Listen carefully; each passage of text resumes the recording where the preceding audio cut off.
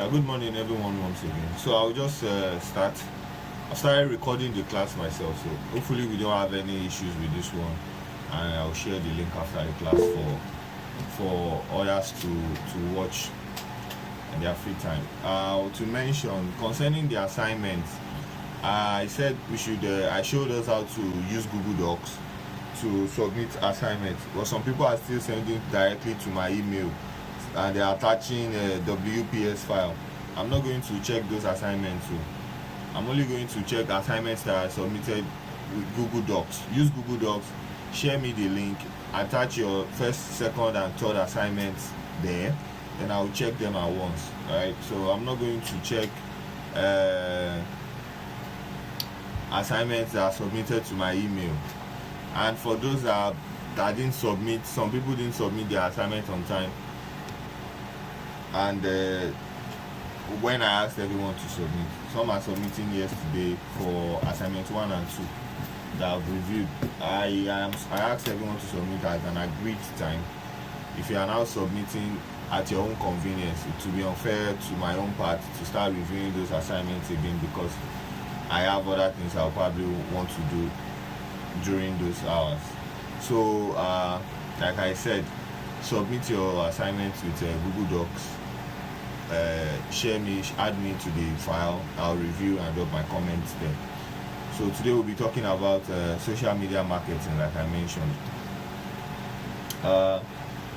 We all know what social media is. We all use our social media apps every day. We have Instagram, Twitter, LinkedIn, TikTok, Facebook, YouTube, Reddit, Quora, Pinterest, WhatsApp, Telegram, and a whole lot of other platforms that we are aware of.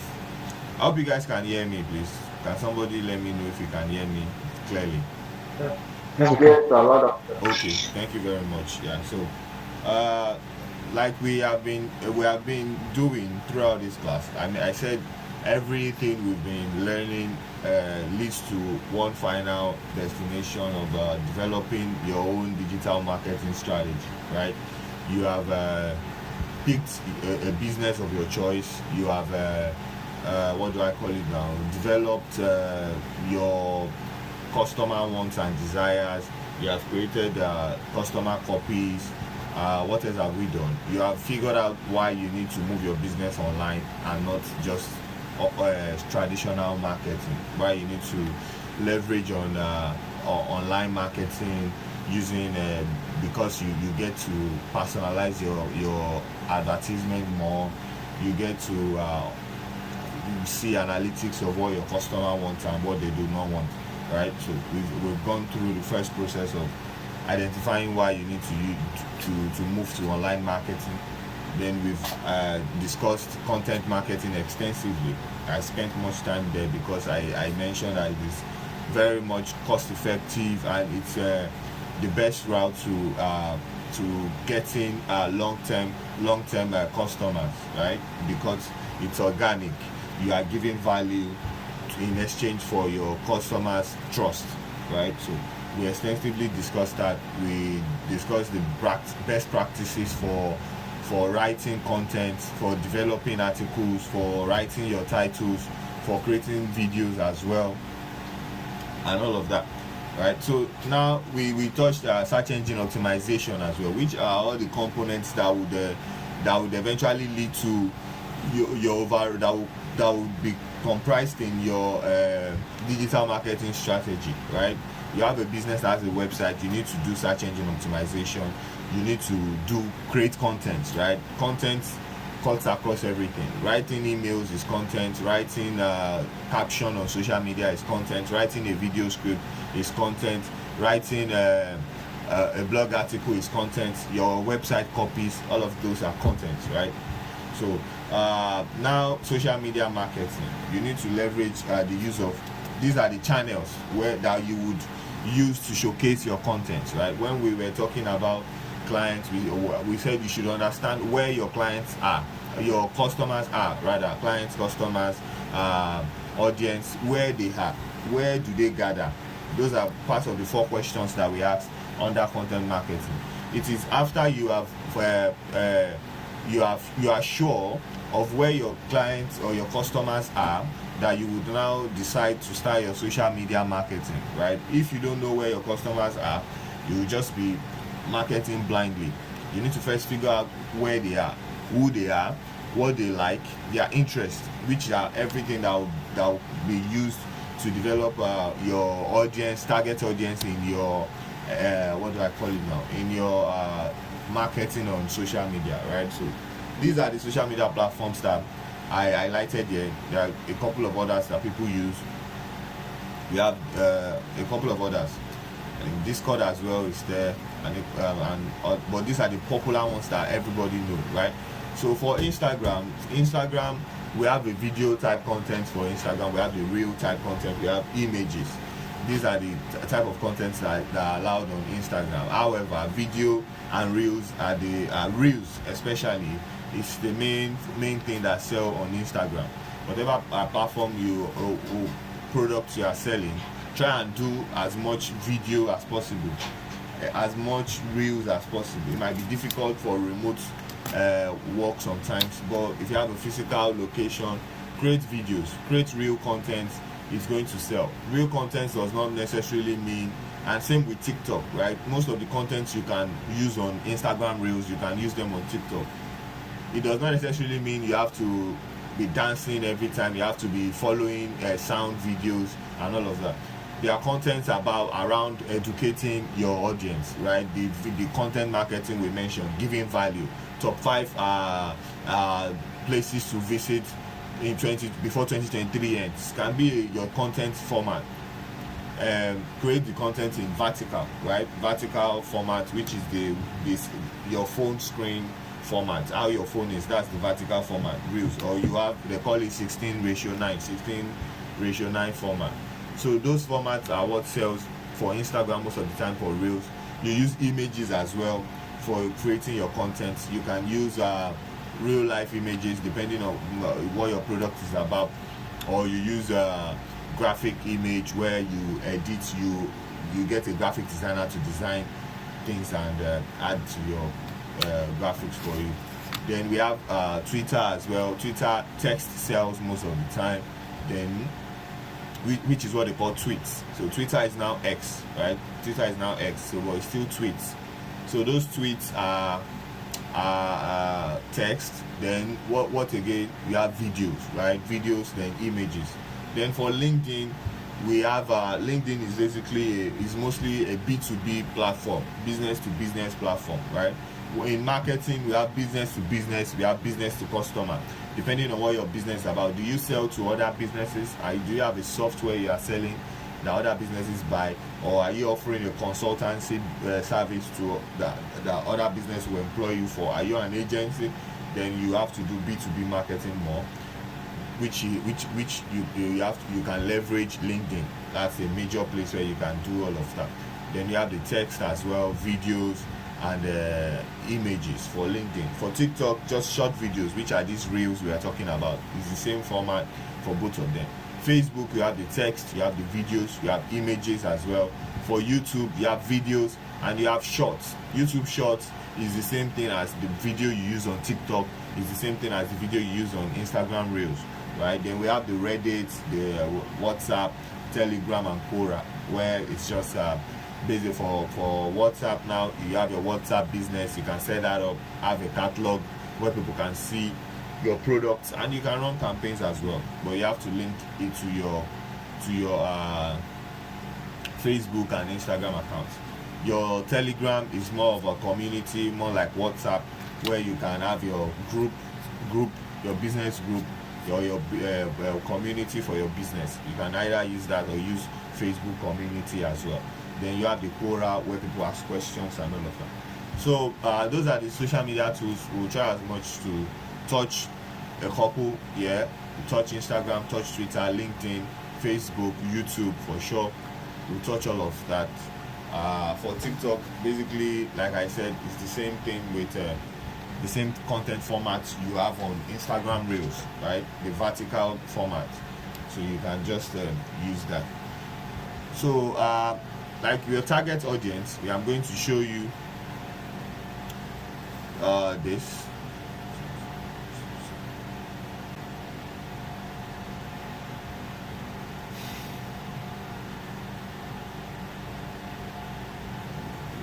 Okay. So this is a sample of what target audience table looks like. You can be more what do I call it now? Yours can be much more what would I say now? Detailed than this if you feel there are other informations that you would need to include. But this is the format I use most of the time. I hope you guys can see my screen. Yes, sir. Yeah, thank you very much. So here you Yes, have sir. your primary target audience because like I said, everything is a build up. You have done your audience research by using Quora, by using Answer the Public, by using keyword research tools. You, while developing your business, you were trying to provide profile a solution, right? Who were the people at the back of your mind when you were developing your product, or when you took a job now? What's the product about? Who are the people that the product is expected to satisfy, right? That should be your primary audience. After conducting your audience research as well, you should be able to finalize with your primary audience are. So here we have primary target audience. We have students. Who are these students? You explain them here. Then what are their demographics? What's the age group of these people? If you have a target audience for let's say a contractor business now. I think somebody wrote a business about construction. Then your target audience will be engineers, people in the construction industry, right? Then if you can get those people, I think those kind of people can be more best targeted on LinkedIn as well. LinkedIn allows you to target people by their profession because it's a professional platform where people try to get jobs. So if you have intention of running a campaign where you are trying to reach people by their profession, a set of professionals, you have a program you are offering that is directed to professionals, you can always leverage LinkedIn. When I did LinkedIn marketing most of the time, I did it for professional trainings where people could learn supply chain at the time, warehousing, and we would target these people by their job title, right, or by their what they study in school. Those targeting is not available on Facebook, for example. Facebook does not. You can get to target some people who put their title on their profile, but it won't be as sophisticated as using LinkedIn for it, right? So you have to understand these things and know what is available on all of these platforms for you. So if your primary target audience is like people in the construction industry, for example, what are their age range? They are professionals, people who have actually left school, right? Who are in the business. What age do you think is reasonable to start targeting from? Would you say 30? Would you say 25? To like, is it 40? Is it 50? So you have to know the age range of your target audience, right? Know who you are targeting and their age range has to be there. Where is the location? So we'll say, like we said, your target audience, where are they? Where is the location, your primary target location? Are you focused on the whole of Nigeria, or are you targeting a section? Is it just Lagos? Is it Lagos and Abuja? Do you have a delivery business? Can you do nationwide delivery, or you can do delivery to specific places? So why not target only people in those locations that your what do I call it now, your infrastructure or your resources can actually cover, where it is best efficient, right? So it's important to note that in your location, know the location you are targeting while before you start running your campaign, right? Then while you were doing your audience research, trying to understand the type of content you would create, you must have discovered the needs and problems of your target audience, right? What are their needs? What are their frustrations? FFWA, we mentioned that their pain points. What do they want to solve? What problems, what solutions are you offering? What problem are you offering the solution for? Note those problems and list them on this side, right? So then your target audience can be divided into primary and secondary. Maybe people who are primarily into your business, and secondary might be in form of the partnerships. If you have a business where you would require, okay, let's say for example, we have a target for let's say the Pagvega water park that I've been using for a while now. Your primary target audience would be fun seekers, people who want to have fun, people who are interested in going to outgoing people who want to visit tourist places, tourist visitors, fun seekers, families who are looking for where to take their kids, couples and all of that. Then you compress all of that under your primary target audience. We do first say tourist seekers, people who are looking for tourists at tourist places. Which location are you targeting? Are you looking at just tourists in Nigeria alone, or you want to target people outside the country? Then families, people who have kids that you feel would be more inclined to visit with their family.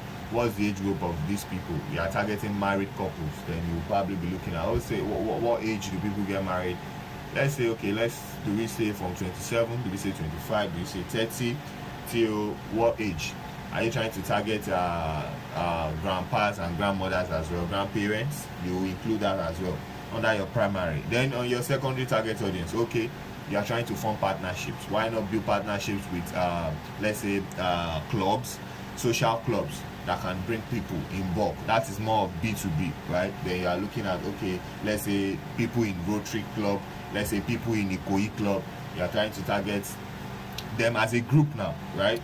Let's say you are trying to target churches, trying to target schools as well, trying to target, let's say, what do I call it now? Universities, SUG, associations and all of that. So that's it. You have divided your audience into the primary and the secondary. Now you are doing more of a B2C, direct to customer. Then you are targeting the group from a group point of view as well. So these are strategies you have to have developed under this target audience, and understand who your audience are, which will be done in the audience research using tools that I mentioned earlier. So once you develop this in your primary and secondary, then you've sorted who your target audience are. You've included their needs. That means you are clear. You've clarified what your copies need to look like. Once you are creating copies for your campaign, all of these things are things you would eventually create in your overall digital marketing strategy. All of this target audience have to be included. So you can see here on the secondary target audience part, we have the training partners. That's more of a partnership thing. Then we have the recruitment partners. So that should be included in your target audience as well. So let's go back. Yeah, share this tab instead. So then we talk about the user persona. The user persona, same as what we discussed earlier, is how do you come up with that? Because you actually know your audience, right? You know your audience, then you can develop a user persona. So for your user persona, some people call it user avatar, or your customer avatar, right? Customer avatar, user persona, it's the same thing.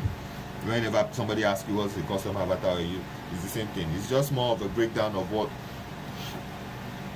you feel.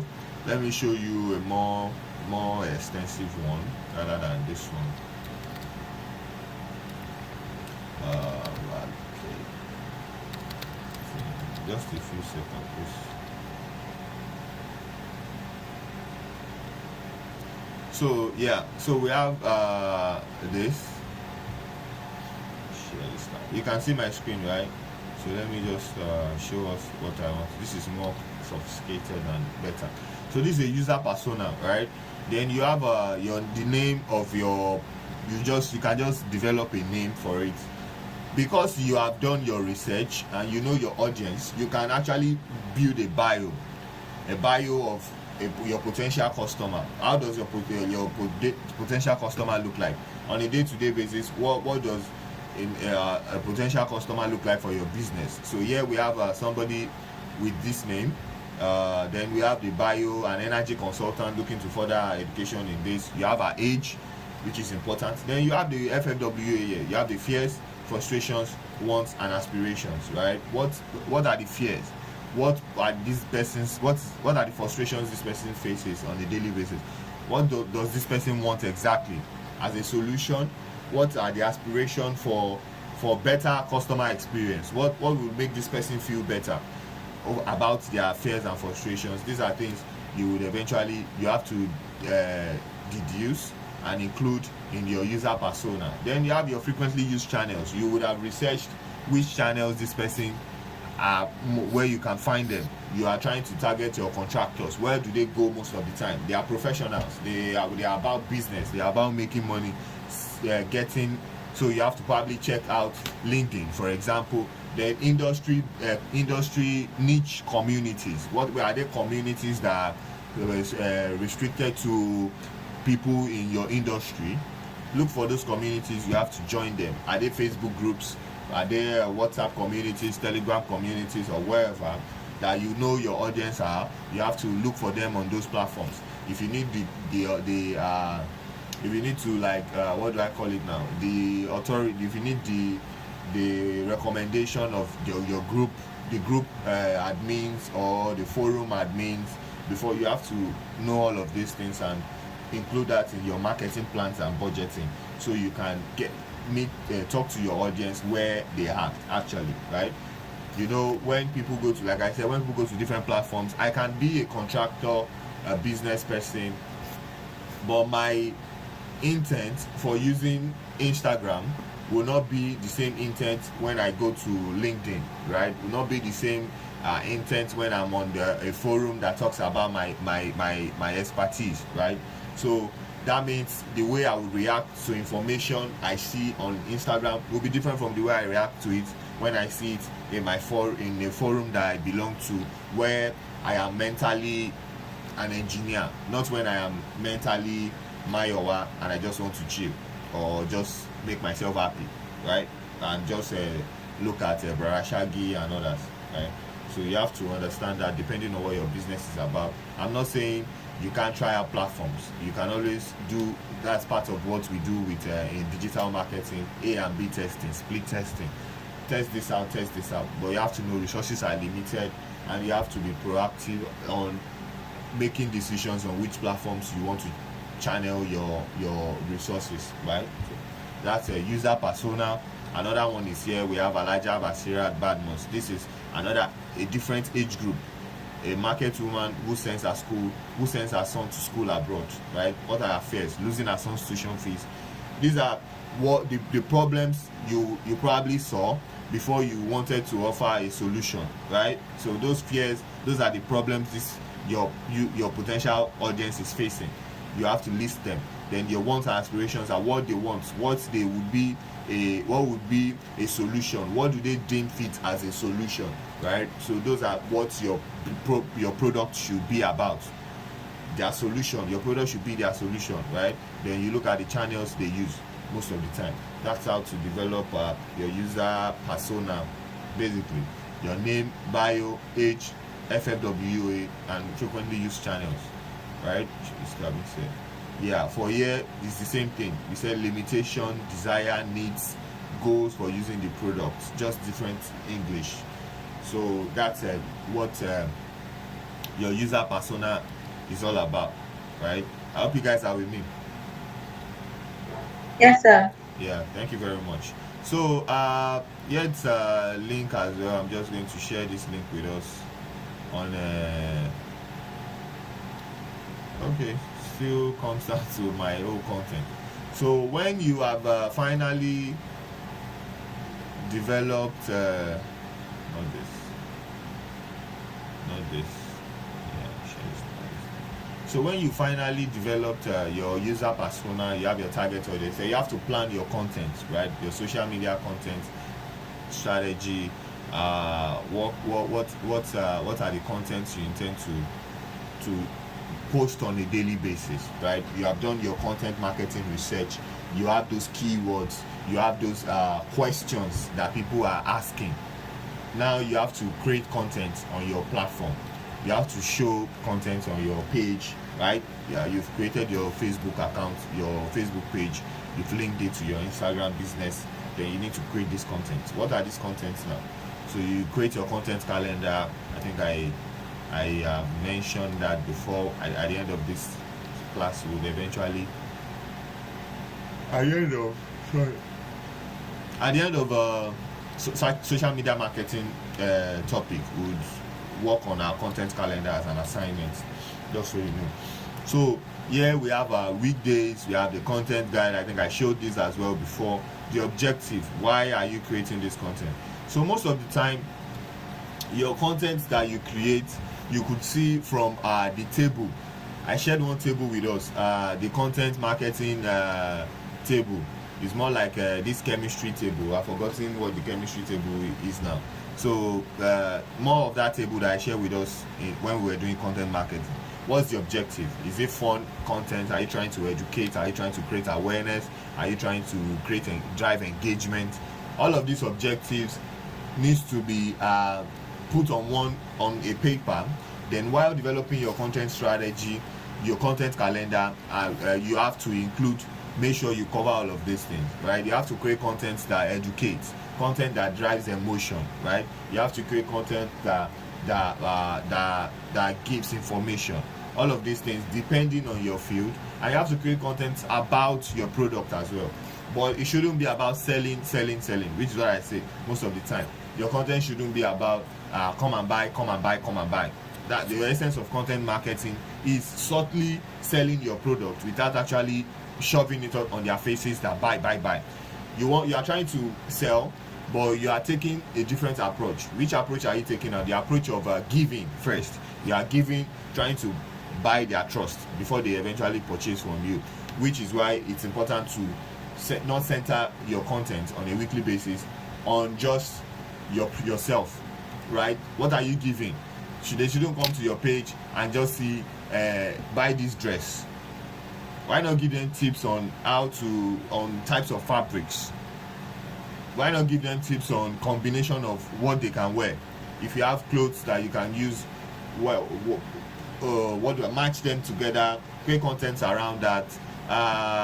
Fun content might be for somebody, might be maybe rocking 3 to 4 different clothes. You know how they do that stuff where you are wearing one clothes, you transition into another clothes, probably vibing to a trending song at the time, right? Because those songs are powerful too. Those songs that trend on reels, on TikTok, they are the driver that carries your video. So it's important you use those sounds as well whenever you are creating your content. Use those sounds as well.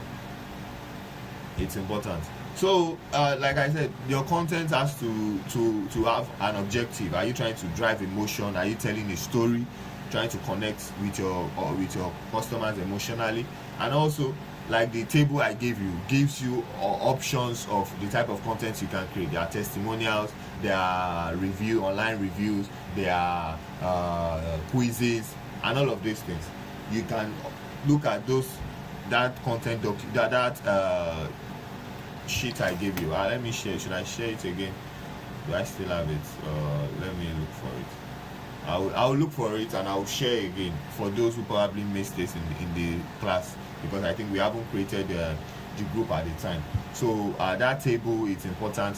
Check it out again and use that to brainstorm ideas of the type of content that would interest people in your field, right? So a minimum of 1 content per day on Instagram, it's okay. You have to post on a daily. You can't just leave your platform dry like that. So you see, if you have to post on a daily, you cannot from Monday to Saturday, for example, post about yourself alone.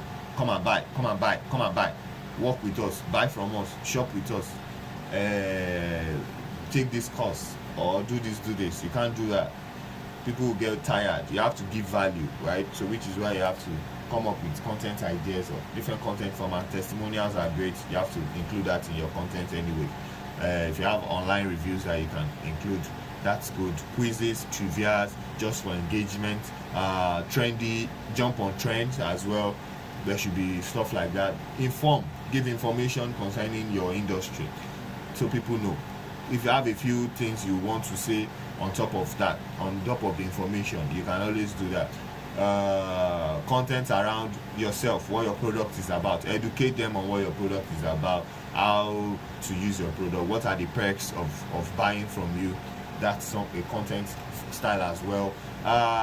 If there are people in the industry that you can collab with, plan on create content around collab, brand collab, cross posting, and all of that.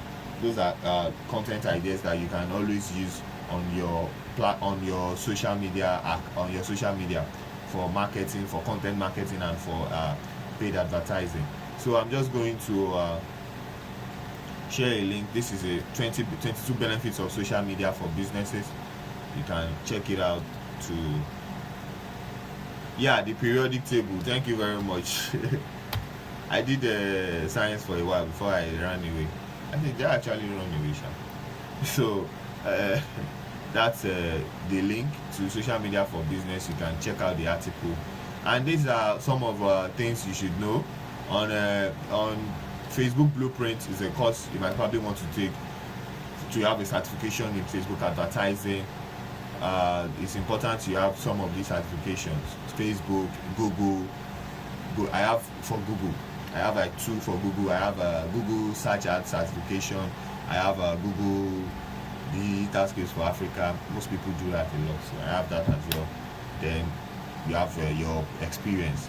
Facebook Blueprint is something you can also do to just give credibility to what you already know, right?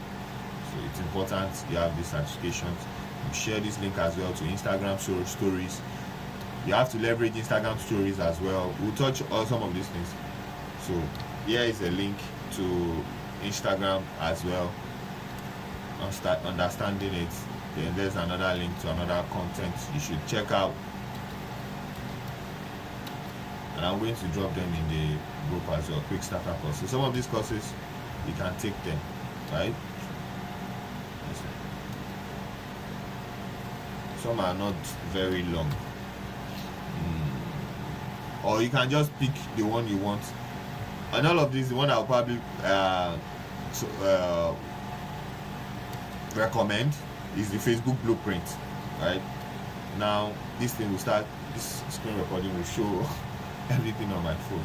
I will share all of this link to WhatsApp once we are done with the class. I will drop all of this link again to WhatsApp, so you can always check them out again, right? So for content creation tools as well, we have you have to create your content. For digital marketers, you have to know how to create content, videos. If you have video content, TikTok, Reels, use CapCut, use Canva. Photoshop might be a little bit sophisticated for you. You have Canva, you have CapCut, you have InShot, and all of these things that you can use to create. You can use TikTok as well to edit videos, record the video, then bring it on TikTok, use it to merge it together or do whatever effects you want to do. I use TikTok a lot while I was working with Vega Water Park. I would record videos, like I said. So another field under the digital marketing would be content development, or a content creator or a content developer is a career under digital marketing, right? So if as a digital marketer, you should be able to do a few things on Canva, and I will share a link to a video on how to use Canva, so you can watch that to learn how to create content. For myself, I started off as a digital a graphics designer. I was initially a graphics designer before I came into digital marketing. So I know how to use CorelDRAW, I can use Photoshop. But at this point, do I want to use them? No. I feel at this point, working in a team is best. But for starters, starting afresh, your first year, second year, it will give you more leverage if you can use all of these things. I would get jobs because even though I know how to use digital marketing tools, I still had experience with graphics design.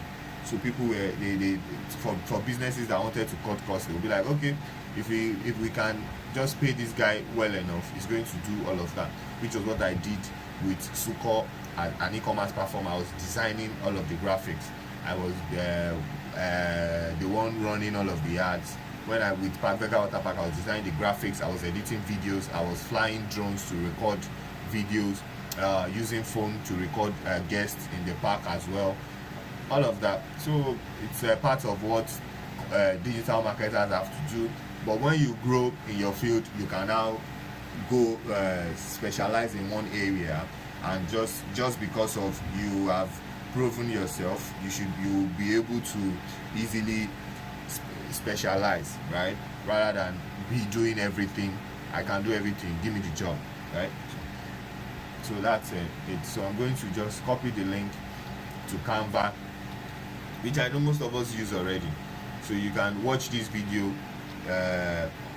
Esther did this video, our community manager, so explains how to use Canva. So you can use Canva for video, you can use it for creating graphics as well. So check that out. Yes. So and this, like I said, the content calendar, you can see the format here. I will share this with us as well, so we can have idea of the type of content we want to create. However, when you start creating this content, over time, some content might not do very well. If people are not reacting to it, you need to change them. Maybe you thought it's going to sell and it's not selling. The content style, you need to update it. Having interviews, using Instagram Live, all of these things needs to be included in your overall content, because those tools are there because those platforms want you to use them. So using them will always make you reach more audience. For example, stories. Some people might not see your post on feed, but they can see it on their stories as long as they are following you. So all of these things, you need to incorporate them in your overall content calendar, right? So for example, here you see content calendar, which is for posts. You see story highlights. We have a calendar for stories as well. Then we have for community, which is for the WhatsApp community, and you have for Twitter as well, which is for Twitter. Like I said, you need to differentiate some of these things as well. So all of these things you will need to work on to develop. Prioritize the channels you feel your audience are most likely to be. If it's LinkedIn, why not create a calendar for LinkedIn specifically that would resonate more with your audience, rather than using a generic content calendar across different platforms, right? So that's on shared establishment. On content creation tools, we have CapCut, we have TikTok. You can always check those TikTok, Instagram Reels. I shared the link to Canva now, which you can check out and use to create content. Please use in class. Are you talking about this presentation? Because I shared the link to this presentation already.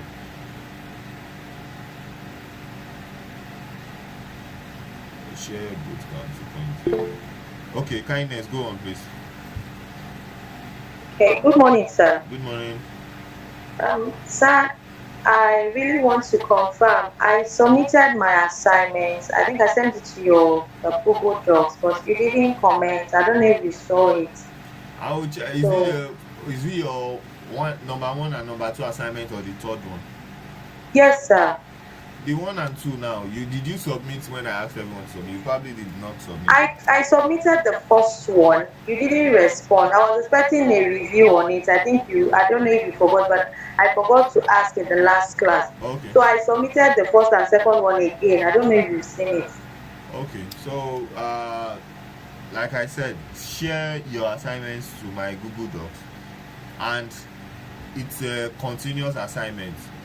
Your third assignment is still going to be on the same doc, so I'm going to review everything. So on Monday, I said everyone should submit on Monday. On Monday now, if somebody does not submit, then you submit your assignment on Wednesday, and you still want me to review them. That's why we probably have this issue now. So the best thing is, I understand you, no problem. I'm going to check it out. So just I think I saw your assignment. I will look into it by Monday. I expect to have 1, 2, 3, so I can always review the whole 3 at once, since it's a continuous, a build-up assignment. So if you share the assignment, it's still the same link you will share with me for your third assignment. Submit it on time. Once you submit on time, I will definitely look at it. Okay, sir. Yeah, thank you. Yeah, so I'm going to share the table for the target audience and the user persona thing. I will share that with okay, let me just share that. So I just drop the link to that now. So let's review, let's finish this. So let's just do B2B versus B2C marketing. There's a link here, copy link address, where you can read more about it.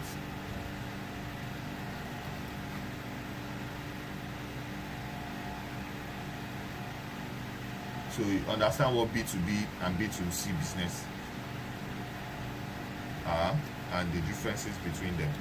So here you can see B2B, logic and information driven. You are selling to businesses, you are selling to professionals, right? You are selling to top level what do I call them now, administrators, general managers, departmental leads and all of that. You need to be logical. What you are saying has to be logical and information driven, right? Logic, information. Give them enough information. They are professionals as well.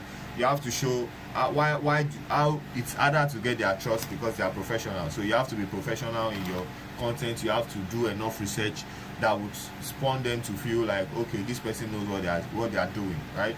So that's the first one. While for B2C, you have to use emotion, entertainment driven, right? You are trying to sell to customers. You make it a bit light-hearted, emotion, try and connect with them emotionally in terms of what do I call it now?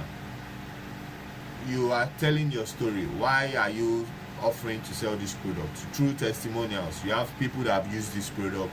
They will talk about how this product helped them. That's emotion. They are trying to drive emotion, right? B2B, a more niche target audience. Your target audience is slimmer and it's well defined, right? For B2B. For B2C, you have a broader audience of individuals.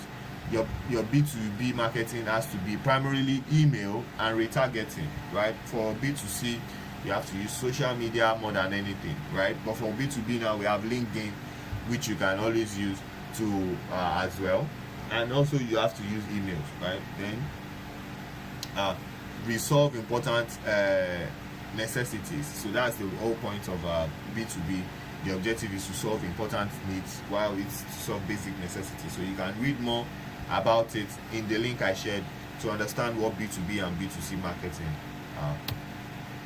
So social media audit tools, we have why you want to audit a social media platform. You want to check out what are they doing on this platform and all of that stuff. You can always use tools like this. Inflact, copy link address. I'm going to share that with us and I'm going to show us how it works.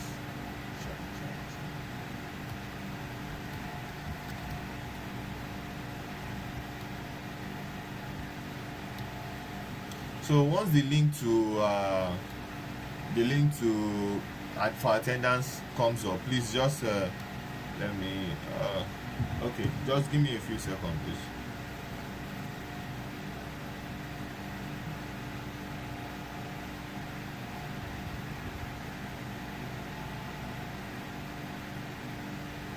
So this is Inflact. You have Inflact, you have Social Blade. What you just need to do is put your username, right? HackCity, let's say HackCity_tech. Let's see what it does. You guys can see my screen, right? Yes, sir. Yes, sir. Thank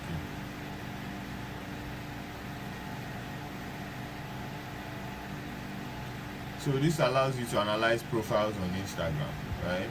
Inflact. There are other tools. There are many tools people might know, but these are the ones that I use basically. If you have better ones, you can always share them. Why is it taking time?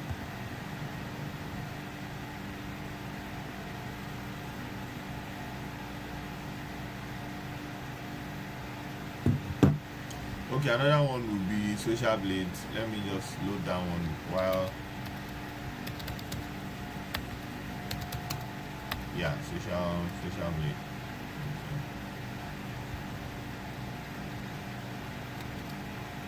So I just share that as well.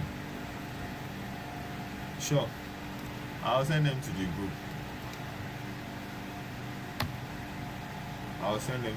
Don't worry. once we are done with the class, I'll send them before we leave, before we leave this call. So now, once you input your username on IG or the business, your competitor, you can use it for your competitor or for your new clients. So this gives you insights of what their page is about, right? So this is it. You have this is HackCity, the uploads, the followers, user activity. You can see all of that here. Popular post time. You can see the time, Tuesday at 12. It shows you what time you have engagement, right? It shows you what time you have engagement. Then it shows you your user interest. You have business, student, fashion, marketing, top caption word, top hashtags are here. HackCity Tech, Tech Academy, Grow with Tech, Tech Career, Career in Tech, Open AI. You have top caption words here. So you can see it's showing most commented posts. These are posts that have most comments on the page in the last 100 posts, right? You can see all of that here. Top most liked from the last 100 posts, showing you which post has the most likes. You can see that here as well. So that's basically what this is about. So you can use it to analyze your new client's website, your new client's Instagram page, or you can use it to get view of what your page, your competitors' page, what they are posting, what time do they are post, they have much engagement and all of that. Somebody wants to say something. Yeah, good morning. This is it a paid tool or something? It's free. Okay. And I've shared the link, Inflact. Then I shared another one, Social Blade. This is Social Blade now. Social Blade, you have YouTube, you have Twitch, Facebook, Instagram, Twitter, TikTok, Daily Motion, and a whole lot of others. Right? So let's say, for example, Twitter. So once you click this, then you enter your Twitter username, HackCity Tech. Come in just a second. Yeah, please.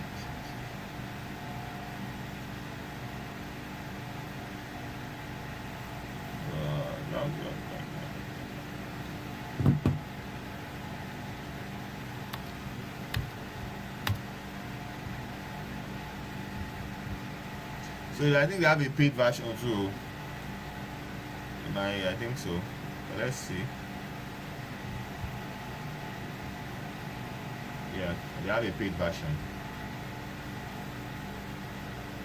Let this load. So that's tools you can use for social media audits. And as well, while this loads, we check this back. Let me just touch this because we are 1 hour in and I still need to touch Facebook. So this is social media audit template. You can see who are you targeting, where, which platforms are they, what type of content are you doing, content sentiment, right? When are you posting, how often, 5 tweets per day, 5 posts per week, 20 tweets per day. Okay, you can see my screen. You can see my screen now. Is that what you want to tell me? Yeah. Yeah, nice, thank you. So what's it again? So you can see who, where, what, when, why. What's the purpose of, what's the objective? What's the objective of this? What do you want to achieve with this? Opportunity, 1. Challenge, 5. Few visits, no unique, no visits. Here you have positive comments, no brand presence. Talks about what do you gain from the opportunity and the challenge of posting this content, right? So this is a company now. You say where? On Twitter, Flickr. What type of content? Sharing headlines from website with links, little likes, comments or retweets. You are auditing the website, right? You are saying this is your website. These are the contents you create. These are the number of times you post. What the reason for posting is this. At the end of the day, the outcome is this, right? So now you are posting. There is no visits, no unique visitors, no conversions. You are auditing a client's website or a competitor's website, and you are trying to build on that and know what to do better, right? You are posting XYZ content. You post 5 times a week. You tweet 2 times a day, but you are not getting traction. Do we increase the number of tweets? Do we check the quality of what you are posting and improve on them? Do we increase the number of So all of these things are questions you would have to answer as a digital marketer. Trying to load this page again, don't know why. I hope you guys are with me. Yes, sir. Yes, sir. I want to be Yes, sure sir. my network is good. So the page is not, this social blade is not opening. I don't know why. Maybe they are server, but you can always check it out. We have Influx, we have social blade, so you can check that out for your social media audits, right? So I've shared the link to that. No, okay. So let's go to Facebook. So we touch Facebook. I touch today. Hopefully we are done on time. Then we can always touch LinkedIn. No, Twitter. Maybe Twitter, LinkedIn next time. So quick one. Let me share this tab instead. So this thing is just showing. Stop sharing for a while. So while we wait, maybe before we finish our class, this social blade will load. Then we'll come to it. Okay. Yeah. So this is a Facebook, right? A Facebook page. Your Facebook, personal Facebook. First off, to run a business account, you need to, on Facebook, you need a page, right? You have your personal and your page. So you come here, pages. When you go to your Facebook on your desktop, you always see a page panel here. Click on pages, it takes you to pages. You can always create a new page here. If you create a page, you put your page name, category, bio, then you fill all of information. You put your image. I'm going to share a link to social media formats for cover photo, so you know what size of cover photo you have to design for your social media. For this cover photo on Facebook, for Facebook is different. The size on Facebook is different from YouTube. It's different from Twitter. It's different from which one again? From LinkedIn. So there are different sizes of banner. They call it banner or cover photo. So that's this one at the back here. This one should be your square image. Your square image works on this place. What else? So once you create this, you can follow this through. You create your page name, your category, include the category of your business. You add your bio. You create. You'll be asked to, let's go back because I'm not creating a page. So that's how you create a page, right? So when you come to, you've successfully created your page. This is your cover photo, like I said. This is your image, your profile photo. Then you can always, this is your button. This is your button, your CTA button on your page. You say they should learn more. You can always edit that. This page, I have limited what do I call it now? Limited permission, so I might not be able to show you something. Sorry. But like you can see, introduction, which is your bio, your phone number, email, connect your social accounts. This is Instagram, this is Twitter, your website, what your business type, your business about, and all of that should be included here, right? Should be included, all of that should be included here on your Facebook page. So once you have a page, right? Once you have a page, you can link it to your Instagram. You can link it to your Instagram. I would have loved to show us that. You might probably have to check some of my other videos on social media marketing to see that, right? But when you are using Facebook, right, there are 3 levels to it. There is the Facebook page on this platform that you are seeing here. Then there is the Meta Business Suite. The Meta Business Suite, we touched it where we showed how to a content planner format, right? This is your Meta Business Suite. This is your Meta Business Suite. Here you can run campaigns. You can always boost your posts. Yeah, you can boost posts. That's run adverts. You can create posts. That's new post here. You can create content. You can reply to your inbox all in one place. On Facebook, on Instagram, your WhatsApp business, you can reply to all of them in one place here. That's the business suite. It has a mobile version which is available on iOS and on Android as well. So if you have a page, once you've connected them, you can see your messenger is here, your Instagram, your Facebook comments.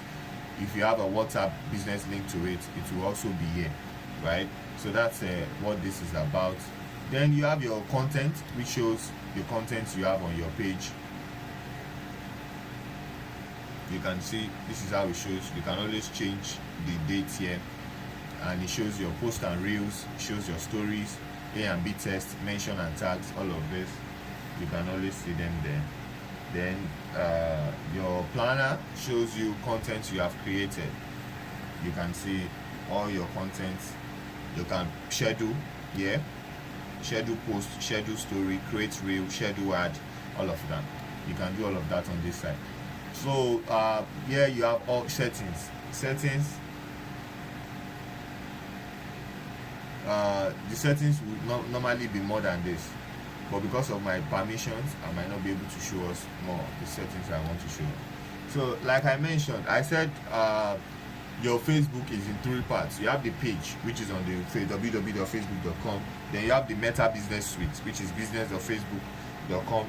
This is the Meta Business Suite, and you can always navigate that from your page. Where's that? From your Facebook page, right? So once you go like this, this is your page. Your page and profiles are here. You click on them, or you click here. You click here, or you click here. So once you click this, for example, you have your page here. Then you can always go to more tools and go to Meta Business Suite, right? Then it brings you to this place. Once it brings you here, you can schedule here. If you have multiple pages, you can always select them here, right? You can always select them on this end. So here, let's see settings and see what's there. Still the same thing. I don't have much access to that. So on the tool side, which is like I said, you can create your posts, your story, schedule them here. And on this side, you have your business feed, content, inbox, all of the things we are touching before. Billing and payments, well, if you want to pay for ads. But however, I don't run my ads on Business Suite or on Facebook page. I run my ad using Facebook Business Manager, which is something you would use more as a digital marketer. Digital marketers don't boost posts. You don't boost posts on Instagram and say you are a digital marketer. You don't boost posts on Facebook. You have to run proper ads that is sophisticated with enough audience targeting, enough audience research, right? So you have to use your ads manager, right? So you have to use your ads manager. So for that's the 3rd level of Facebook advertising that I mentioned. We have the Facebook page on the page level where you just create your content. That's your shop, right? Then on the back end, you have your Meta Business Suite where you can reply to comments, reply to DMs, see all your notifications, schedule your content, boost posts, plan campaigns, plan your ads or your content, schedule ahead and all of that, right? Then you have this where Ads Manager. You can come to Ads Manager from here, and you can also come from here. When you go to your home page, you can see Ads Manager here. So let's click on Ads Manager. I hope you guys are with me. Yes, sir. Okay, thank you very much. So I have a video on how to run ads on Facebook that I'm going to share with you, but I'll still show you this. You can either watch the video, it's just showing how to run ads on Facebook alone, or you can watch this whole class video that shows everything I've been talking about, right? So this is your ads manager. This platform, most people don't know it. Some people know, some don't. I'm not saying people don't know it. People know it, but most people just boost posts, so they probably don't have a reason to want to come here. So first off, let me discard all of these campaigns that I was using for test. So this is how your ads manager looks like. This is where you run professional campaigns, right? So like I said, we have the Business Suite, Ads Manager, and the Facebook page. On this platform, what you have as a Facebook user, once you have pages under your name, people can always share So I will be sharing, like I said, I'll be sharing video of my last bootcamp one. You can check, some things might be there that I don't have because my original Facebook account was hacked, so I can't have access to some of the tools that I would have shown you again, but I'll try as much as possible to explain. You can always check out that video to see some things that I'm not covering, that I'm not opportune to show again, right? So you have your personal account. Once you have a page, you are an admin of a page, you are given access to manage a page. You have admin access, you have community manager. Once they give you access to run ads, you have access to use ads manager. Once they are giving you permission, they give you permission to adverts, you can use ads manager. So once you can use ad manager, you have your own personal ad account, then you would have ad account for your business, right? So if you have a business that you've created, if you have a page, you've created a page, you've linked your Facebook business to Instagram, right? You've linked your Facebook business to Instagram. That is important. You can link that through Facebook, or you link it through Instagram. I'll show you how to link it through Instagram when we are touching that. So now you have done that, you have linked it, right? So now you want to run your ad. But before you run your ad, like I mentioned, there are two ways to it. You can run ads from your personal ad account because you have what do I call it now? You have because you have access as an admin to manage that page, and your ad permissions involves running campaigns, right? You can do that. Then when you come to all tools, under this ads manager, you have your business settings. These business settings is what you use when you have a page, a business account. That is your Facebook page, right? Your Facebook page is different from your Facebook profile. Your Facebook profile is your personal, Facebook page is your business. So your Facebook page is linked and you have admin access. If you have full admin access, full control of your page on Facebook, once you click here, let me go back so I'll show you again. Once you click here, all tools, and you click, you can see this place takes you back to business suites, right? But what we need is business settings. Once you click your business settings here, what it does immediately is it shows you, it allows you to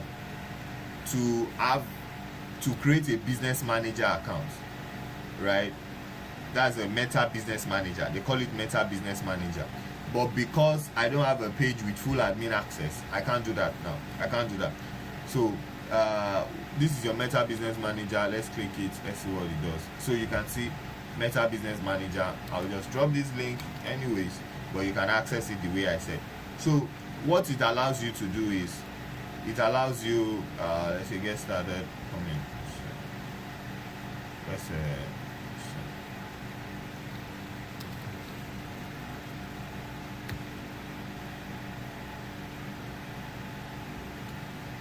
so when you click on get started now, you need to have a page. You can see it's not letting me do it because I don't have full admin access. Once you have full admin access, you can create your business manager page. Let's see.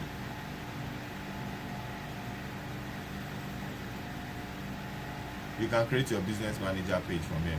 So I just have to go back now because I don't have a page with full admin access. That's why I can't do this at the moment. So that's how you do this. Once you create your business manager, you can always check my previous bootcamp video. You will see where I mentioned and I touched everything in the business manager aspect. So you can always use that. So if you want to run ads now on this place, you have your ad account, right? For every business you have a page, business manager you will see the ad account here. Multiple ad accounts are always here. Normally it will include my personal, then it will include the ad accounts for the pages I am managing. Every one of them will have their ad accounts under here, as long as I have permissions to run ads on their behalf. So what you will do when you click here is to switch from your own personal ad account to the pages you manage that you intend to run ads on, and you can see your ad account ID is always here. So that's what you do there. And here you have your billing. Your billing is where you add your card, where you add your your card to make payments, right, for your ads. This is where you can add your cards, right? But because this is my personal ad account and it's in Naira, I will have to add funds before I can run ads. But when you are using your business manager, most times you can run ads on credit before you now pay. So when you have a proper business page and you have linked it to Instagram and you have your business manager account, you can always run ads ahead, then you pay later at the end of the month or when you reach your billing date. That's what you can do with it. Here you have your payment settings where you can select you can add your payment method here, you can edit your business info here, you can change your currency as well. If you want to change your currency, it will tell you to create another ad account, so you can change your currency to maybe dollars if you have a dollar card you want to use to pay. Right, so another thing to note on this side is we'll come to ads manager, which is the page we've been seeing before. Another thing to note is let's see your audiences. Let's go to audiences real quick.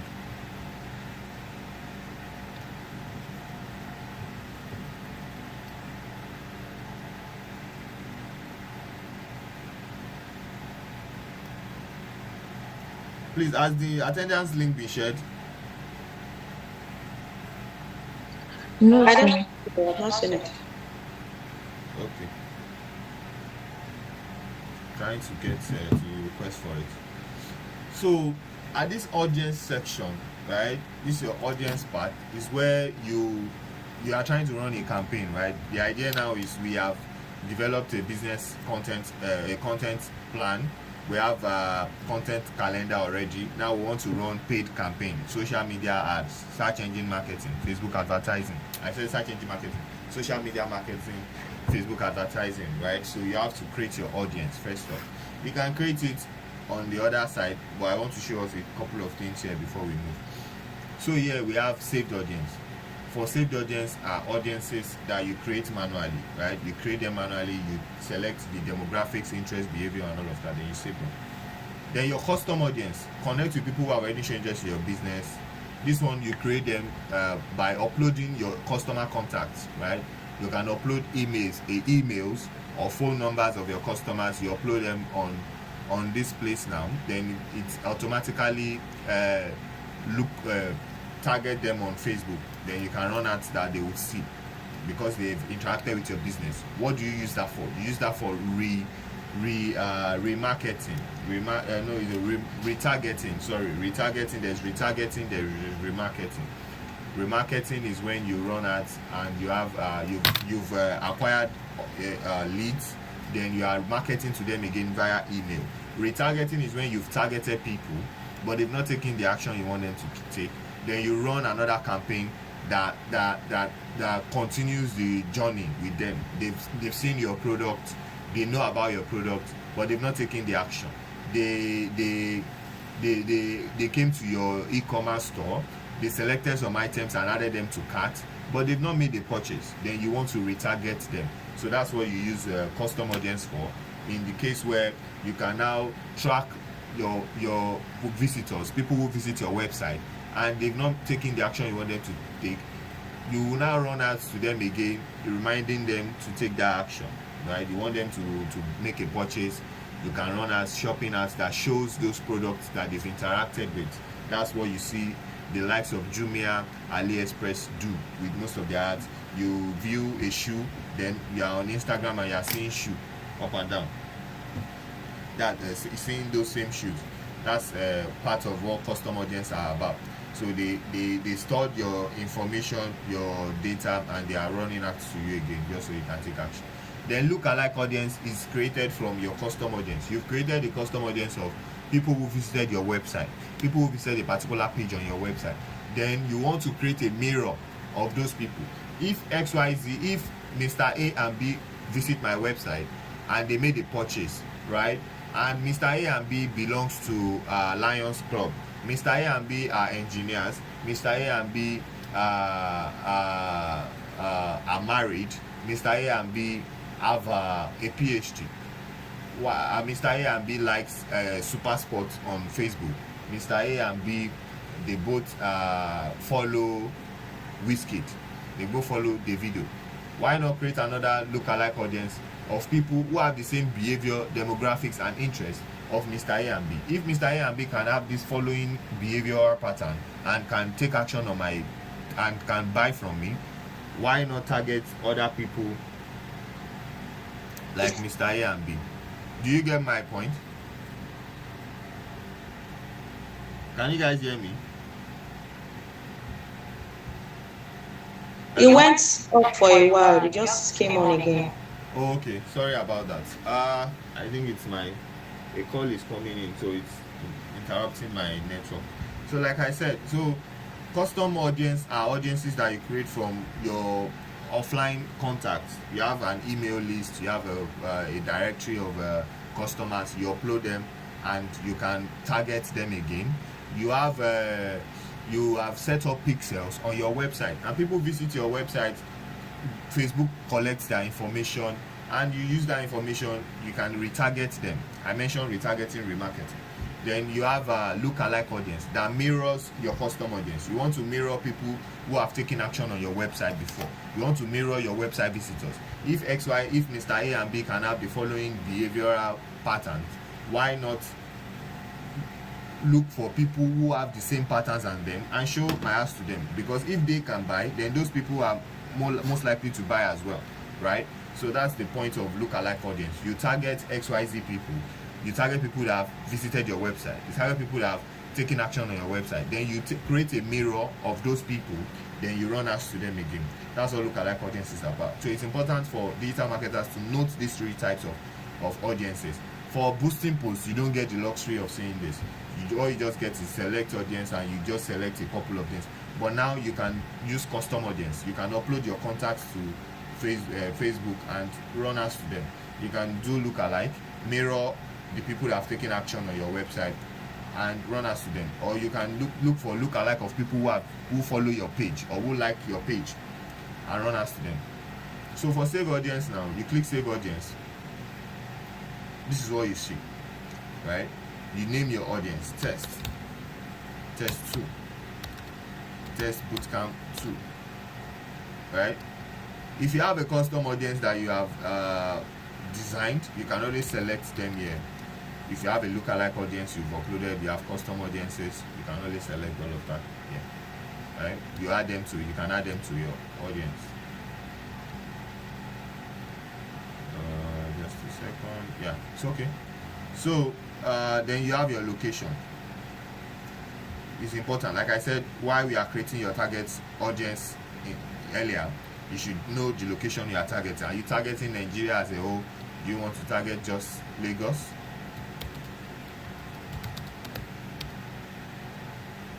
Lagos, Nigeria, Lagos states.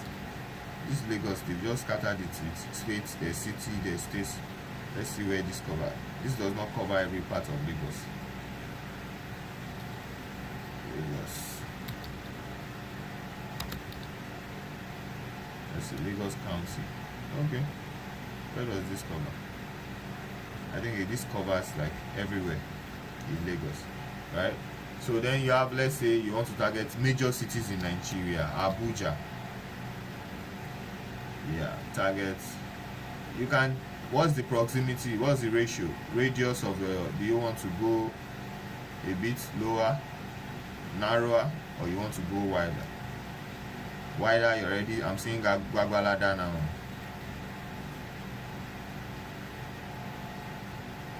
So depending on what you want to do, you can always on the radius you want to cover, you select that. Then okay, you want to target Port Harcourt as well. Port Harcourt. Port Harcourt or River State as that's a city, right? You want to target, there's a difference between targeting River State as a state or Port Harcourt as a city. Basic geography. So you can even target by by streets. You can target streets. Let's say you want to target let's say Oyingbo Market. This is Oyingbo Market, a place. Anybody in Oyingbo Market at the time of your ads will definitely, if I go to Oyingbo Market today and you're running a campaign and you have enough targeting, apart from, because when you target Oyingbo Market, you have to have targeted interest as well. So there are possibility, if I'm in Oyingbo Market for too long, I'll see your campaign, I'll see your ads. That's it.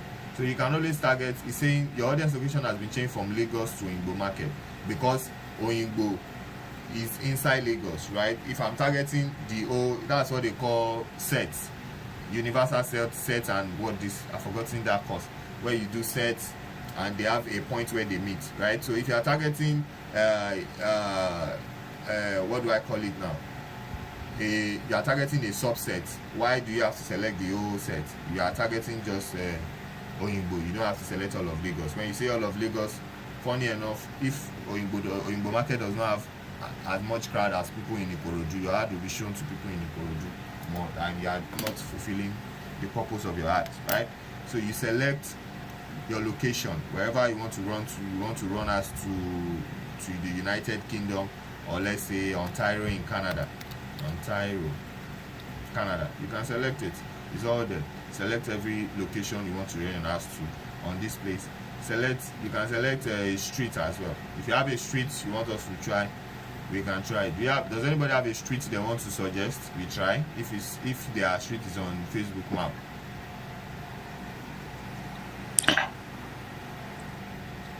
Okwebi. Okwebi, okay. Okwebi Allen. Yeah, Okwebi. This is Okwebi, Lagos. Where is it?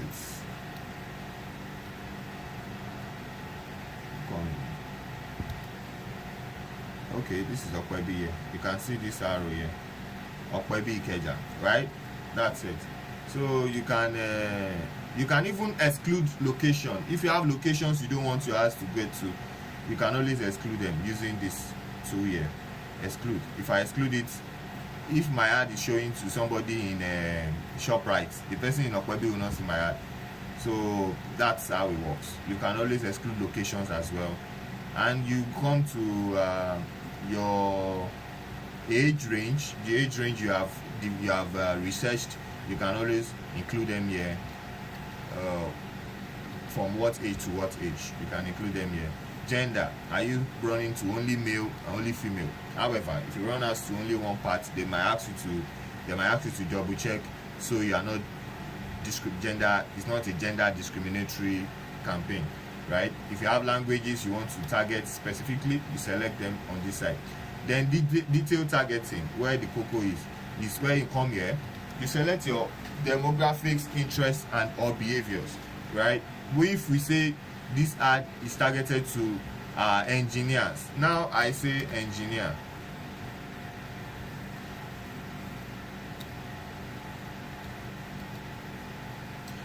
Now I have system engineering interest, mechanical engineering interest, electrical engineering interest. Note, interest is different from title. Interest means this person, through their behavior on Facebook, they show more interest to electrical engineering posts. That means they are either following people in the electrical engineering space, they are following accounts that post content on engineering, all of these things. That does not necessarily mean this person is a professional what do I call it now, engineer at the moment, right? Maybe the person is just an enthusiast, maybe the person is still a student, which it is why it is important to always do all level of targeting. If the person is still a student, you might have screened the person out during the age section, probably because you are targeting professional from 35 years. So a student at 35, I don't think so, right? That's one way to always filter people out. The more what do I call it now? The more direct your audience are, the better for your campaign. right? You might probably spend more when your audience are more very detailed. It's important that they are detailed. The more detailed they are, the easier for you to get conversions, the easier for you to get the kind of response you want, the easier for you to get the type of engagement. So you spend more time in developing your interests. And this, let's say engineer, we are looking at civil engineers now. Engineer, civil, we have electrical, civil engineering, right? I select civil engineering. Once I select civil engineering, I can, once again, let's say civil engineers, interest, civil engineering. Now you can see we have job title. Job title, like I said, is different from interest. Job title means this Facebook user has put it on his Facebook profile that is a civil engineer designer, is a civil engineering manager. So you have to understand these little things to know this is an what is this? Is it employer? Yeah, employer, civil engineering manager. So all of these things needs to be noted depending on what your audience are before you select them. So I select civil engineering, this. Then you can also come to suggestion. Suggestion is telling you we have civil engineering assistant. You can select that. Civil engineering technician as a job title, meaning there are people who have their job title as civil engineering. Now your campaign is getting more detailed. Construction project manager, construction structural engineering, structural engineer, building construction contractor. Now you are now streamlining your audience. When you created your target audience list, you had a list of different audiences.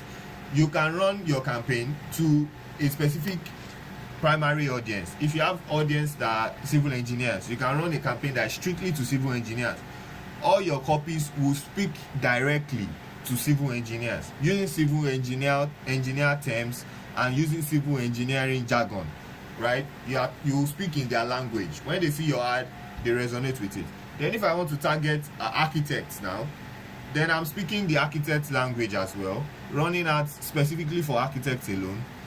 That's one of the best ways to run ads. Speak directly, not generic where you mumble everybody together, but based on budgeting, you might not have the luxury of doing that.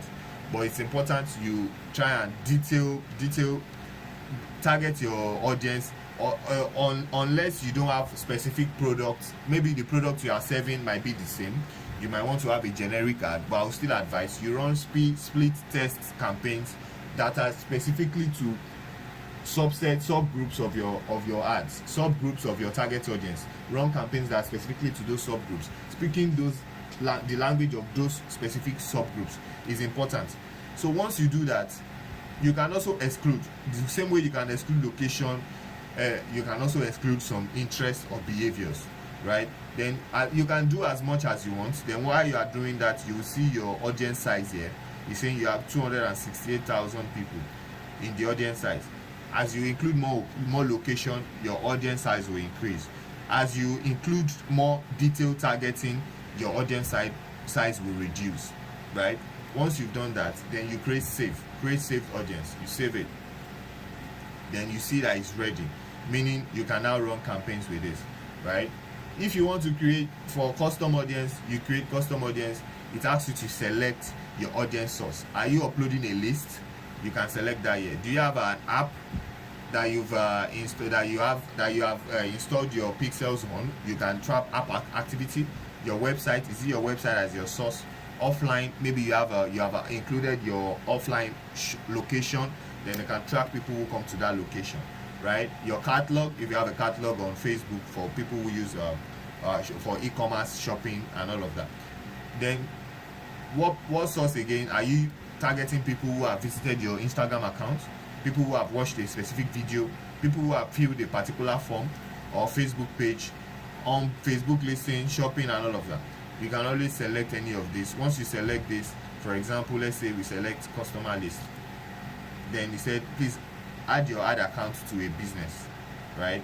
Because I don't have a business now, it's asking me to add my ad account. Like I mentioned earlier to you that you need to have a Facebook page, a business account on Facebook business page.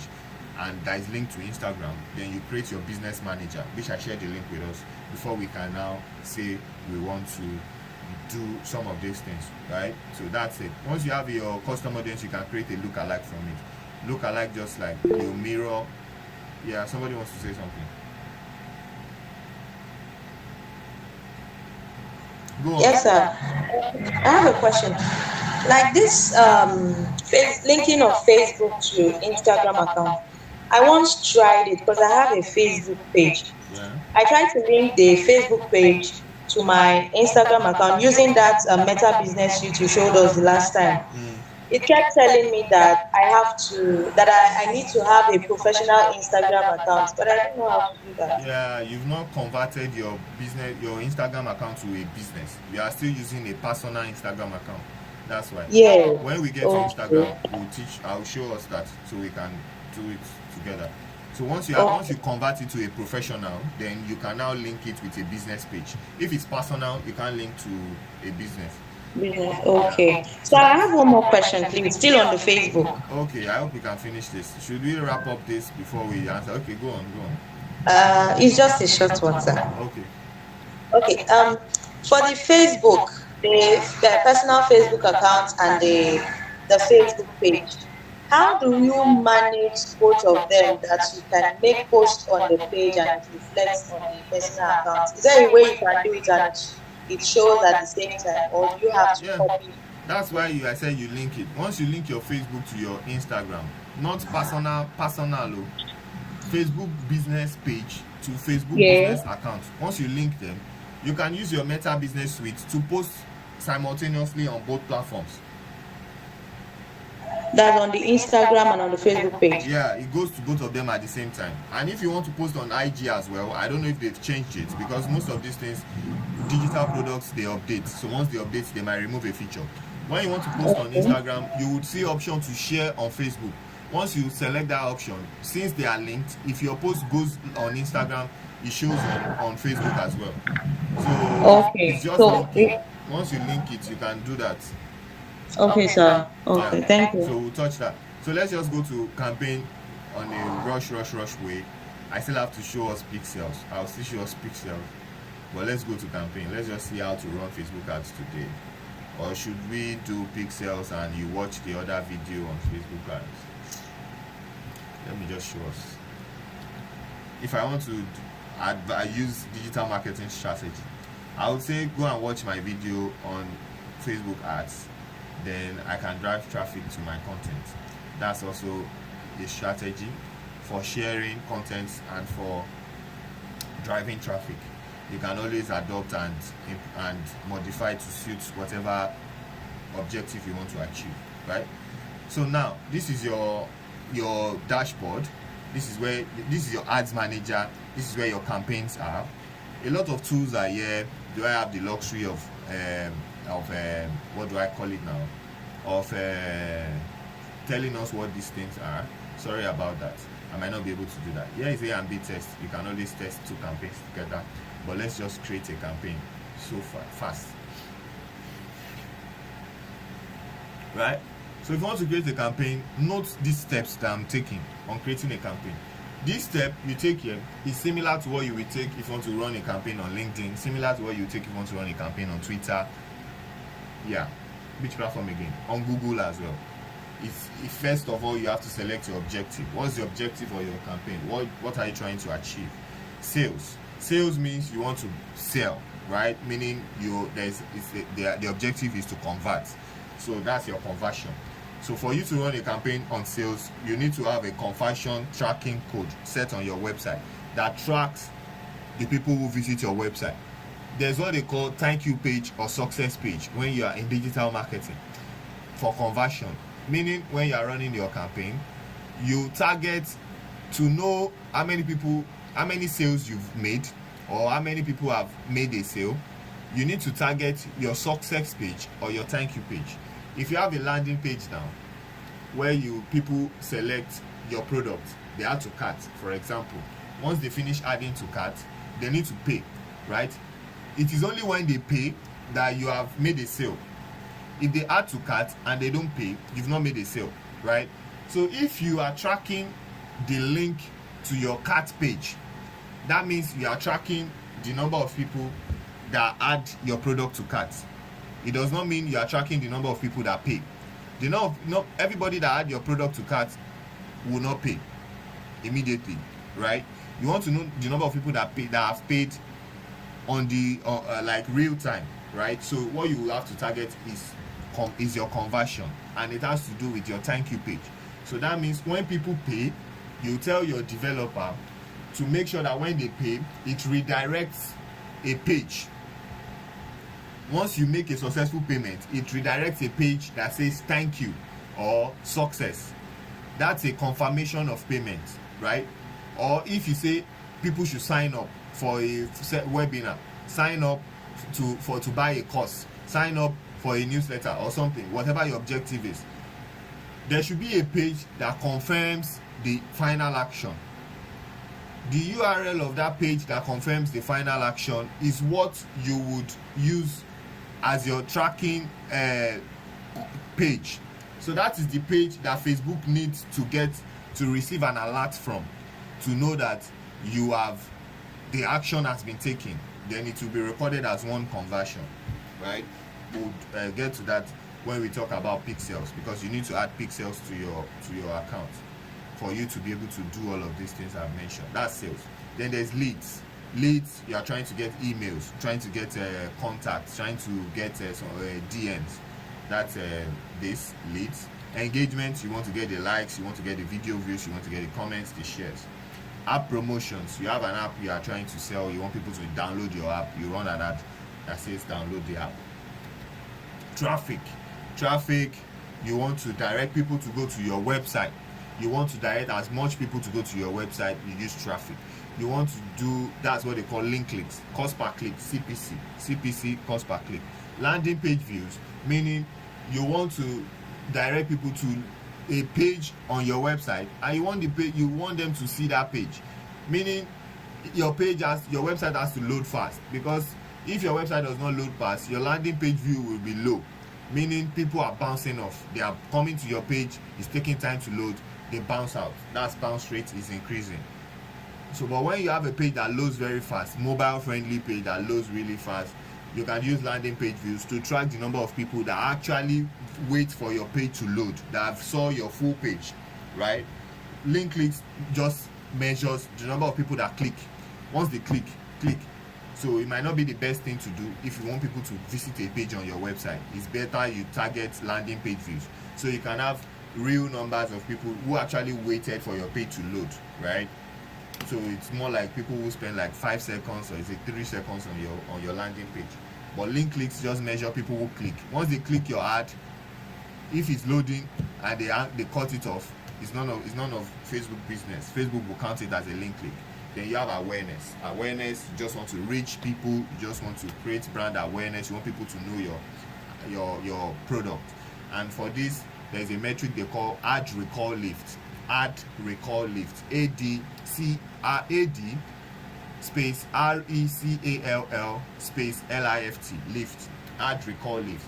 That means in the next 7 days, what percentage of these people would recall seeing your ad, right? So if you are trying to be new, you are new in the market, trying to get people to know you, brand awareness is an objective you should try, so that your ad is shown to people as much as possible, that it sticks in their head. For a couple of days they can remember, okay, I saw an ad from if I see this person and I ask you, have you seen any ad from XYZ Construction Limited before?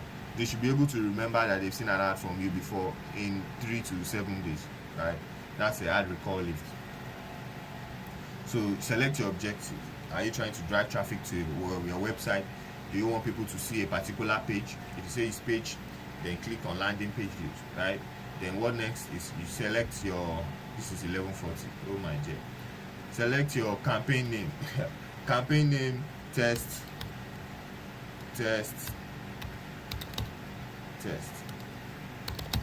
Note this thing again.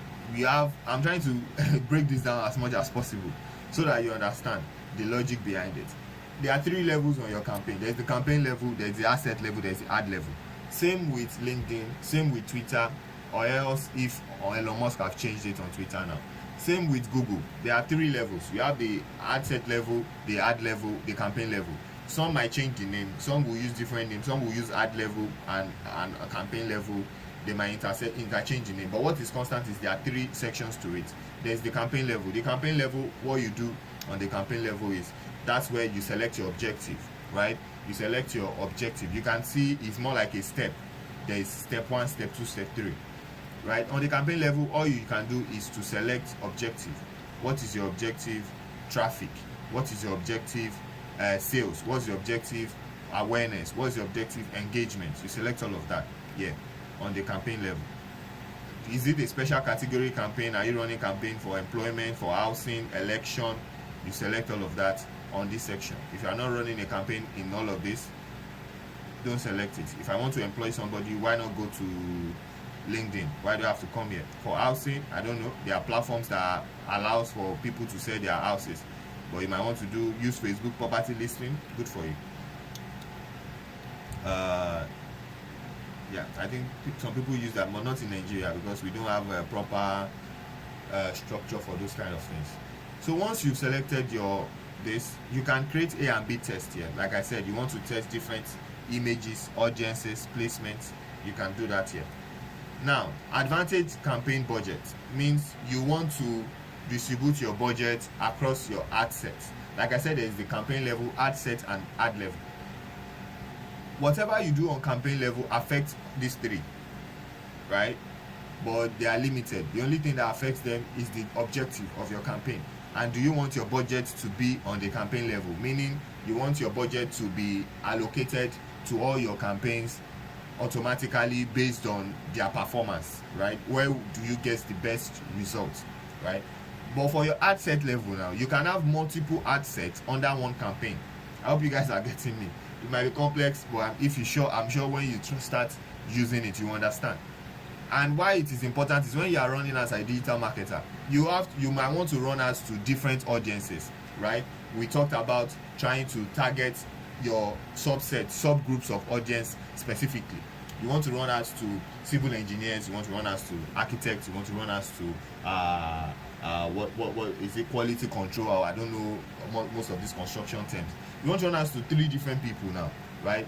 You can decide to say I'll run one ad, generic ad to all of you, and decide to say I'll run 3 different ads, or let's say 4 different ads, 1 generic, 3 subgroup ads.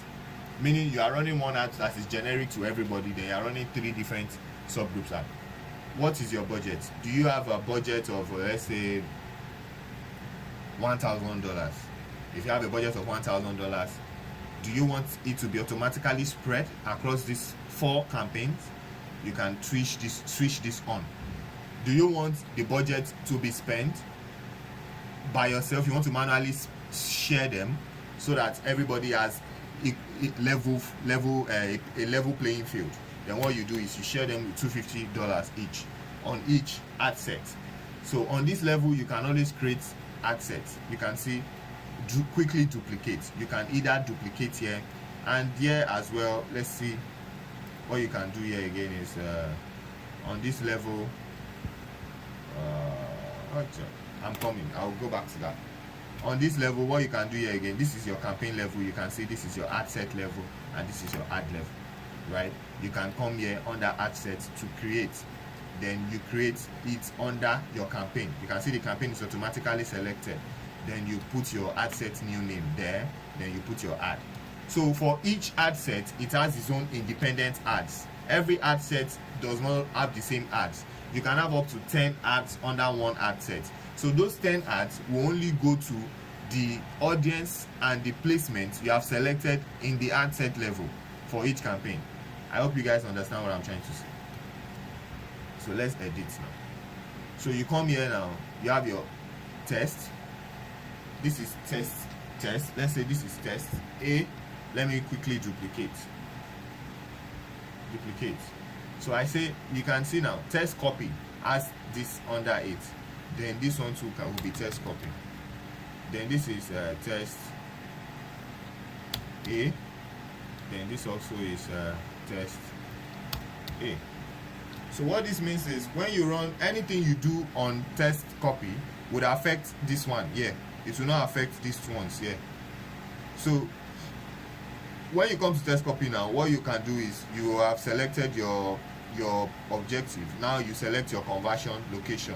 Are you sending them to your website? Are you sending them to your app, messenger, Instagram or WhatsApp, or you want to get calls? You select all of that. Then you select your performance or goal. I said brand awareness. I want landing page views. I feel landing page views is better than link clicks. Link clicks, people can just click and not visit your page. I select landing page views. This dynamic creative, what it means is you want Facebook to automatically generate combinations of your headlines and images. So you can use that if you want to do that. You can always use that as one ad set. So you can see now you have like 5 ad sets that have been shared now, just so you get the best results.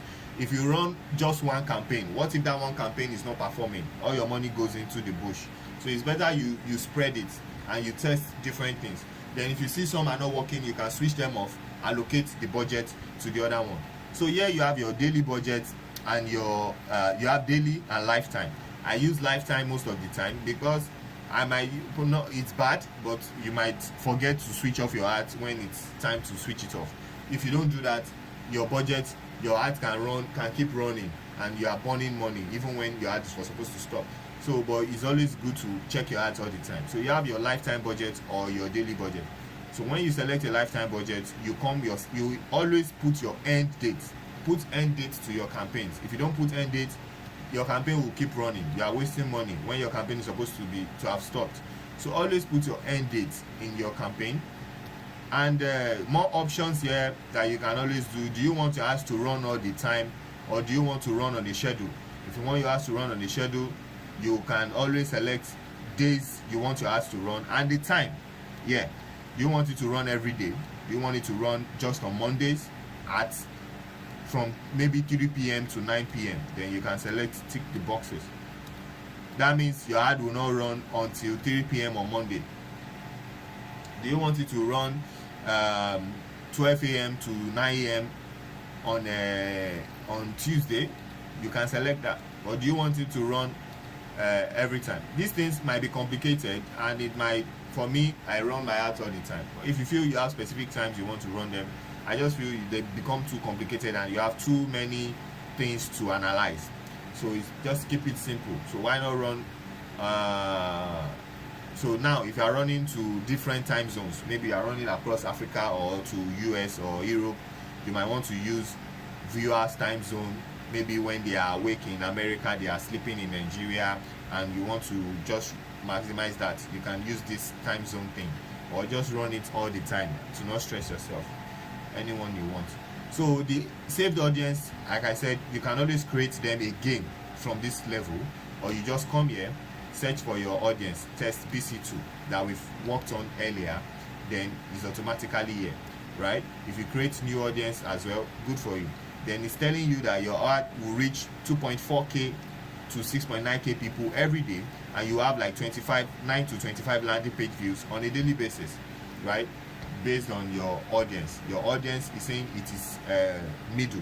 If it's specific, that means it will be smaller. If it's broad, that means it's better to be defined rather than broad and too specific. If it's too specific, you will spend more. So your placements, this is your placement. One thing I say is when you are running ads to Facebook, Instagram, it's best to separate them rather than run them and say you want them to go to Facebook and Instagram at the same time. Facebook have more placements than Instagram, so sometimes your ads might show only to Facebook and not show to people on Instagram, meaning your target audience on Instagram are not noticing you. So why not split them, which is why it's necessary to have multiple ad sets. Why have one ad set that is directed to Facebook, another ad set that is directed to people on Instagram, right? Then you come here, you can use Advantage Plus. That means Facebook automatically shows your ad to people for you. Or you use manual placement, where you can on-click Messenger, Audience Network, Facebook. Your ad shows to Instagram alone, right? But based on the target audience, which is why you have to make your target audience very detailed. Include enough information. This number is too small and you'll be wasting money. So if you are running ads to 84,000 people, that's too low in Lagos State. This is just maybe because this is Okwebi alone. So okay, this is Abuja alone, and I'm excluding this. So you can target a wider location and include more information about your interest and demographics of your audience, so you have your audience size is bigger. Then you come here, like I said, your manual placement. Here you can use Advantage Plus or manual. Then you can always check if you want it to be Facebook and Instagram alone, you don't want audience network for this, you can check that. Then you can always come here to see all of these placements. You can test them, click it will show you what it looks like. I think it shows you what Instagram story looks like, it shows you what Facebook looks like, Instagram Explore, it shows you what every platform you are selecting, every placement you are selecting shows you what it looks like, right? So that's what this is about. Then you can search results, Facebook search results, Instagram search results. You can always select the ones that apply to your business or what you want to target. Show more options. Let's see what's there. Do you want to target specific operating systems or mobile devices, specific phones, or all of that? You can even select that on the demographics level. You can do all of that here. Content type, inventory filter. This is for brand safety and suitability. Content type exclusions. Maybe you don't want your content to be shown on maybe let's say 18 plus type of content, which I don't think is even available on Facebook already. So once you do this, once you are done with this level, which is the ad set level, you come to the ad level. On the ad level, what you do is you put your name, right? Then you select your page. This is your Facebook page. Because it's linked, you can easily select your Instagram page as well, right? So then you come to what else? You come to create your ad. Do you want to create a new ad? Yes, you can create a new ad. Once you want to create a new ad, you say manual upload, right? What do you want to upload? A single image, or you want to create a carousel? Carousel or multiple images ads that scroll on the side. If you use Facebook or multiple ads, multiple photo now on Instagram, where you can upload up to 10. I think now they accept like 15. So that's what they call carousel. Single image, you upload just one image. So let's say I want to upload just one image. Then I select this, I click on add media, right? Add image or video. Is it video or image? You can add it here. Then you can select what you want to add. Let's say this is what I want to do. Then I select next. Then they just added all of this paparazzi. You can edit it on stories. How do you want it to look like? They said I should make it look like this on stories, but it's cutting out some of my content. So what you can do is to always create your content to fit into different platforms. So it's either you use original, or if you have a version that is suited for stories and reels, come here, click on replace, then you can upload the version and select it for it. Do you get what I'm saying? So if you have different platforms and you have your content, you feel like they won't fit in those platforms, you can always upload them, right? Or you just select here now, next, or you just select original instead of recommended. But if you have the size they want, you can also put it there. So once you've done that, you say next, you check your optimization. It's telling you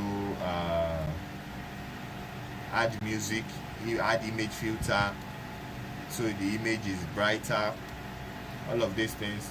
Standard enhancements, if you put this on now, let's see what it does. So all of these things is just to ensure better conversion, get better results, right? So that when you've done all of this, you select done. So now once you are done, what's next? You have optimized everything that is optimized. You write your caption. This caption, you should have it down. It's not something you come here and be writing. You can add up to 5. add as much as you can, 3 minimum. Once you add that, that means people can it will Facebook will automatically switch this text with your image. You might write a caption and feel is the best and probably is not the best. Another one might give you more conversion. So that's the whole idea of that. Everything is about split testing, A and B testing, trying to get the best results, the most cost-effective way to do it. Then you add your description, right? You add your short headline and your description as well. So all of this would but if you have a primary text, you don't need to add a description. Just add a short headline. Your headline, okay, your description will show, let's see,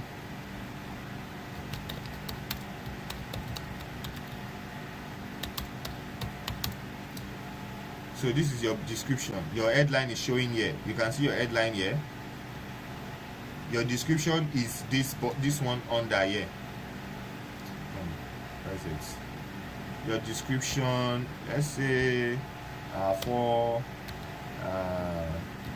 intensive digital marketing class. That's what's showing here. That's your description, right? You can see, I don't know why it's doing this.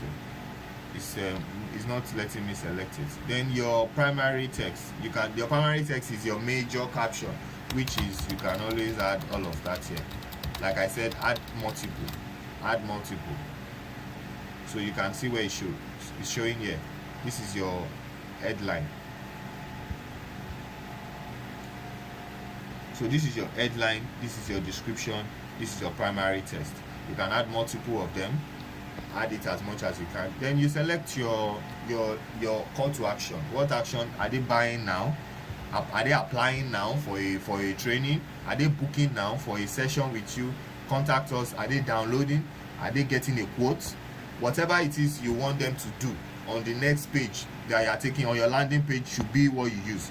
There's subscribe, there's sign up, there's a shop now, there's a listing now, order now, learn more. If it's a brand awareness that you're still trying to build awareness, learn more will be a good thing to use. But you want to drive conversion, shop now, buy now, order now, apply now. All of that will be to drive conversion, right? Then you can select your website or instant experience. If you don't have a website, you can use instant experience. This is what it involves you designing something like a landing page again. So you have your website URL, you include it here. Pixel isn't tracking landing page views. Why? Because there are no pixel on the website, which we will still talk about in our next class. Try and do that. So you can do WhatsApp, you can do call. They just added this. All of these things are browser add-ons. They are just adding it. That's the thing with digital marketing. Everything changes. If you are not using these things, you think you know them, you come back another day and they've done something different, right? So that's this. This is your tracking, where you can track your website events, which we'll still talk about, where you add your pixel and you can now track people that visit your website. We'll talk about that in our next class. So you can either, like I said, use create ad or use existing posts. For existing posts means you want to use a content that is already on your page, right? That means you would have the luxury of using multiple primary text and multiple headlines and switching things about. Meaning you have created the post already, you just want to run ads on it. So I can decide to select this. Stay strong, the weekend is here, TGIF, right? As I select this, add a WhatsApp button to get more WhatsApp messages. Is it WhatsApp you want to do? If you want to send them to WhatsApp, you would have selected that at the beginning. There's an option to select WhatsApp as your destination. You say yes. Then this is your ad. It shows you how your ad will look like. What is it? So this is it. You can always change posts. Then, but you know, once you select existing posts, you can't change your caption, or else you can't change your caption from Instagram or from Facebook. Here you can see share. You can share a link maybe to your boss or to your client to see what the ad would look like on people's page. This is what you do. You share a link here. So once you are done with all of that, you click on publish, then you add publish. That's it. That's how to run ads using Facebook Ads Manager. You can see how sophisticated it is. I told you on this section you can only select if you want to send them to WhatsApp. This is where you select it.